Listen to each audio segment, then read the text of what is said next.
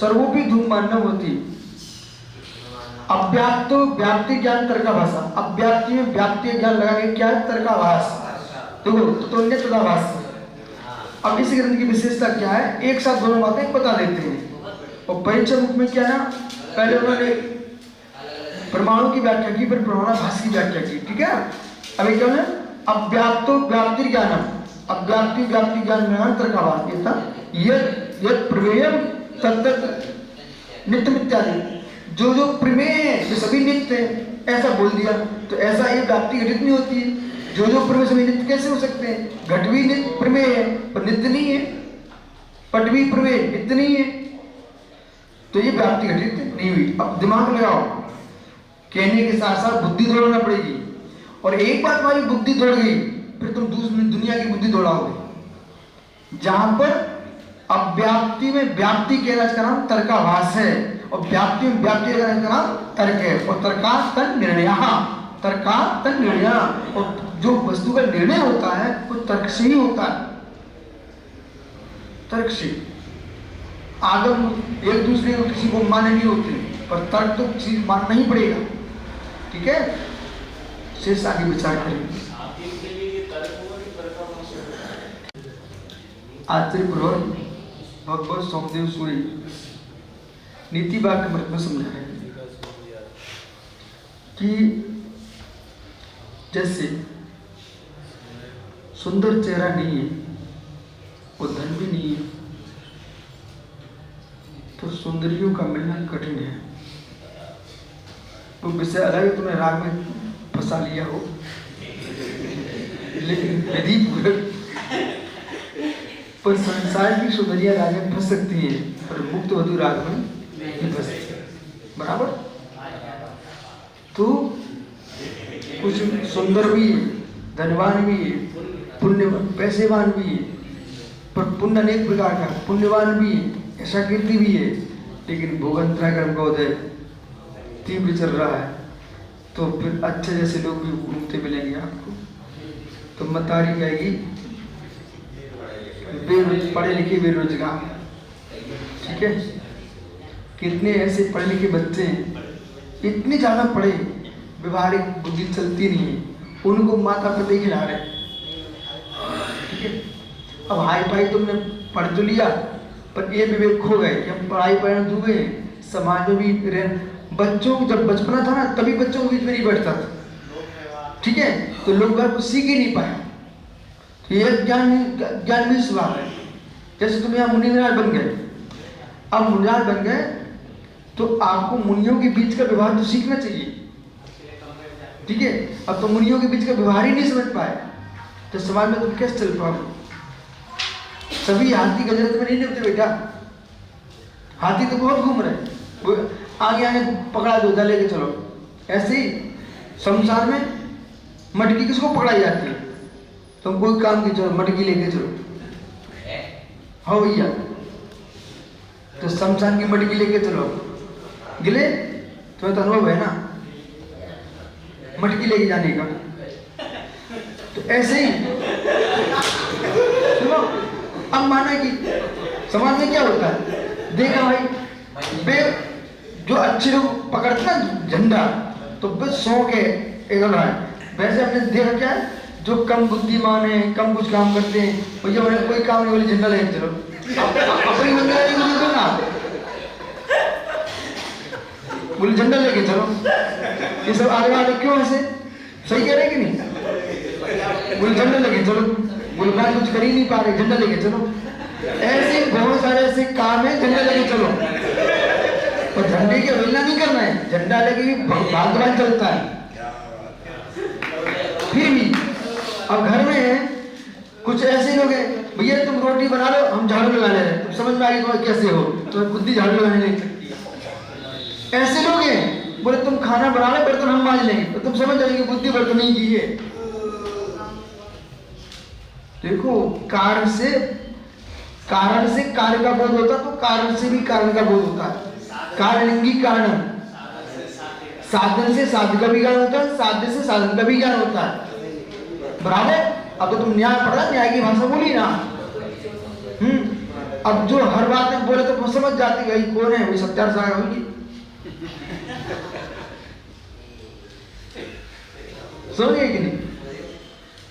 ठीक है, चंचलता की बात न चले तो किलकारी भरते मिले, तत्व की गहराई चले तो मोह बना के बैठ जाए, होगा कोई सम्यक सागर के साथ में।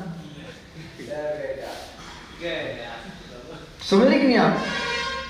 तो ऐसा है, अपन तो छात्रों के बीच में भी अरे सुन तो छात्र थे कि नहीं थे, जो विषय आता ना तो अपन उच कहते हैं कि हाँ हमसे बनता है, और नहीं बनता तो धीरे से मुंडी हो हमसे ना पूछ लें। क्या तुम लोग विद्यार्थी जीवन जिए नहीं हो क्या, कि मरते मरते जिए हो?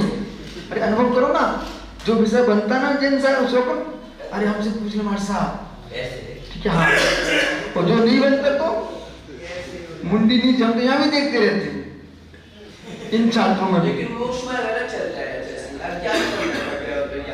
हाँ बिल्कुल सही कह रहे हैं आप। फिर पूर्ण तो पूर्ण अज्ञानी बन जाइए, फिर पूर्ण अज्ञानी, विकल्प लाओ मत, विकल्प भी लाना चाहते अज्ञानी बनना चाहते हो तो कैसे काम चलेगा? सोमदेव सूरी कह रहे हैं, नीतिवाद चल रहा है, सोम सागर नहीं समझ लेने ग्रंथ, सोमदेव सूरी है। नित्य लोग आजकल ग्रंथों को बदलने की कोशिश में लगे हैं।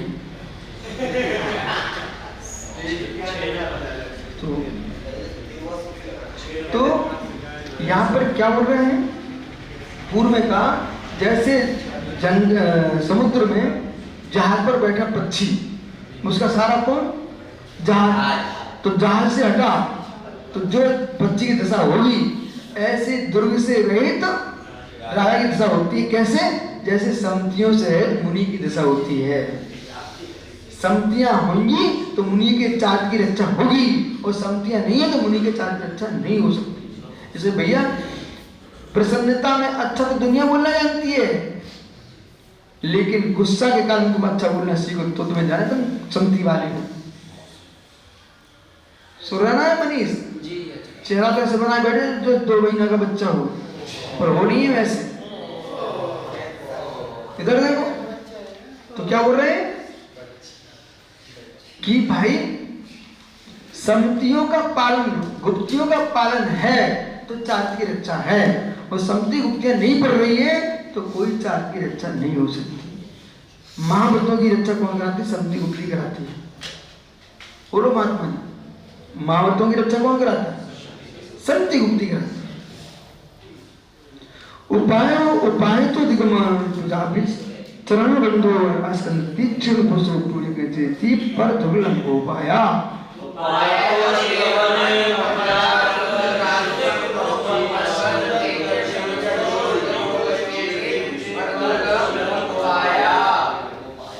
अब दूसरी शिक्षा दे रहे थे भाई, नीति शास्त्र क्या शिक्षा दे रहे?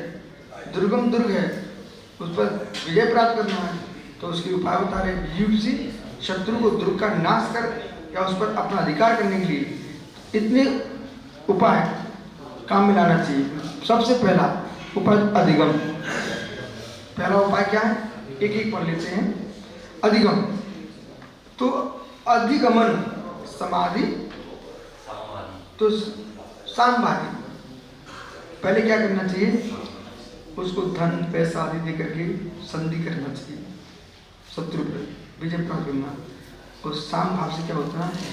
अपना आदि प्रवेश करा दिया, उससे सामयिक बात की, धीरे धीरे व्यापार छिड़ा, व्यापार बढ़ गया धीरे धीरे, और सामने का ठंडा पड़ता है, धीरे से पूरे देश में अधिकार जमने के लिए बड़े तेज बदलाव चल रहा है। जैसे कि अंग्रेजों ने क्या किया, यहाँ तक व्यापार किया, व्यापार में ईस्ट इंडिया कंपनी खोल दी, नाम इंडिया रख दिया, ठीक है, कंपनी खोलकर व्यापार किया। आप लोगों को लगा कि भाई हम व्यापारी कर रहे हैं, हमारा धन बढ़ रहा है, काम मिल रहा है, और धीरे धीरे काम मिलते मिलते तुम नौकरी बन गई, और ऐसे नौकर पूरी नौकर हो गए। ऐसे भाषा अधिकार जमा लेती है, भाषाएं अधिकार जमाती हैं। तुमको इतनी हमने अपनी भाषा सिखाई, इतनी सिखाई, तुम इतनी सीख के आदि बन गए, तुम्हारी निजी भाषा समाप्त हो गई। भोजन पर अधिकार, इतने अच्छे सुंदर तुम्हें खिला डाला, तुम्हारी रच में चिपक गई, और तुम्हारी निजी। जैसे उदाहरण सुनिए, भारत देश प्रशंसा सागर, मोटा खाओ मोटा पहनो मोटे जियो, क्योंकि यहाँ तूफान गर्मी बहुत चलती तो भैया मोटा कपड़ा पहना तो लू नहीं लगेगी, मोटा खाओ तो फिर आप पानी अंदर जाएगा तो स्वास्थ्य ठीक रहेगा, सोच अच्छे से जाओगे, मोटा खाओ। उन्होंने क्या किया, तुम्हें गेहूं की जलेबी, वो रोटी मैदा की रोटियाँ, मैदा की सुंदर सामग्रियाँ। अब मैदा इतनी सुंदर बनाई, इतनी सुंदर बनी कि जाके आंतों में चिपकेगी तो बीमार पड़ना।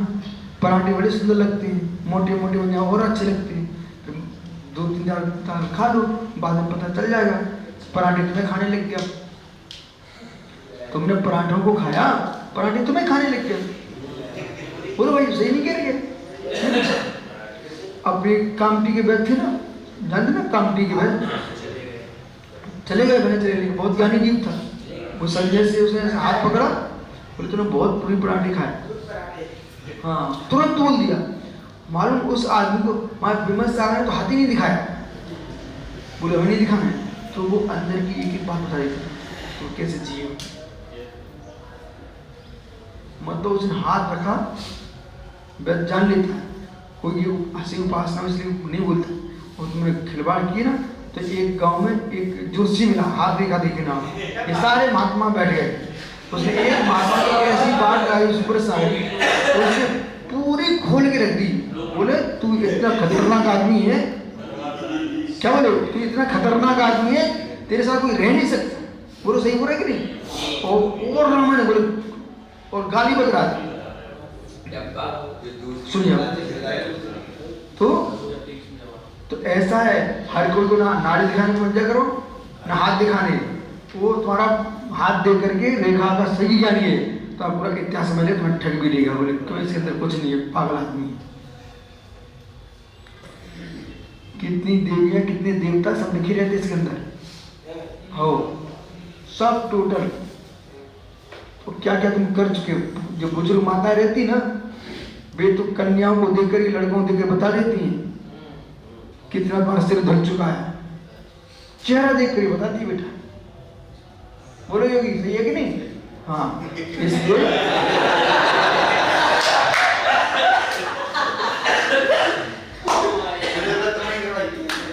तो सैन्य प्रवेश करना, तो क्या करना चाहिए, सामने में शत्रु दुर्ग में शस्त्र सैन्य प्रवेश कराना चाहिए। अपनी सेना प्रवेश करा दो, और सेना प्रवेश कर गई।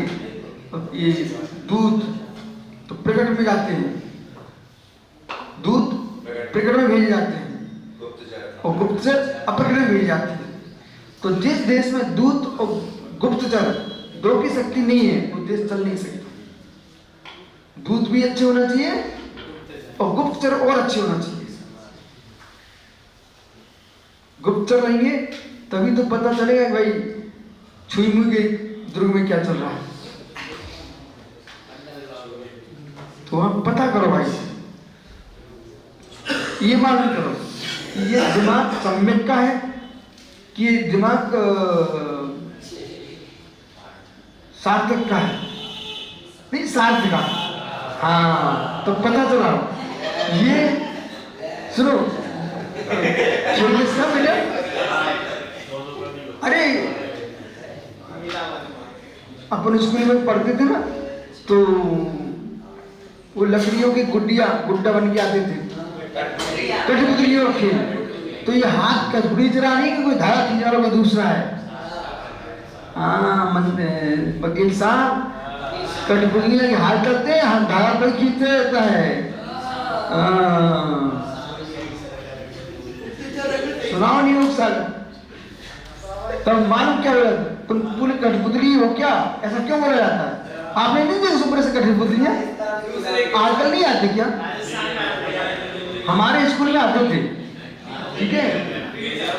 तो पीछे एक आदमी खड़ा रहता था, वो धारा खींचता रहता है और वो हाथ चलता रहता है। जैसे पंचगढ़ में भी लोग खड़े ना बगल में, सोदरम बोल रहा है, वो बीच में बोलवाता रहता है। अरे पहले सिखा के रखो तो यार, ये नाटक क्यों।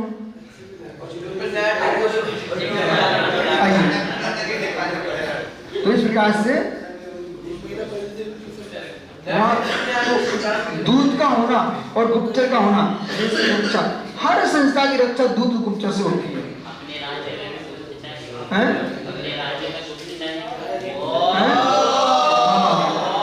अरे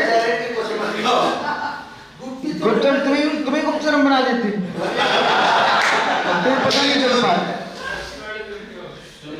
ठीक है, बात करते करते हमने धीरे से पूछा प्रसन्न ऐसा ऐसा ऐसा ऐसा ऐसा, पूरे आगे से क्या हुआ तो सब पता कर लेते हम।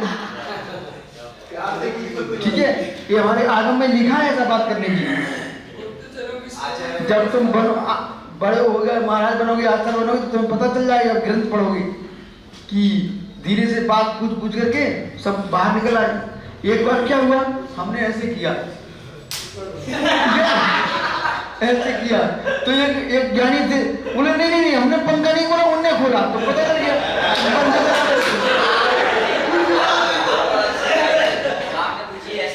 हमने पूछी भाई क्या चल रहा है देश में, उनने कहा हमने पंखा नहीं खोला, तो पता चल गया किसने खोला है।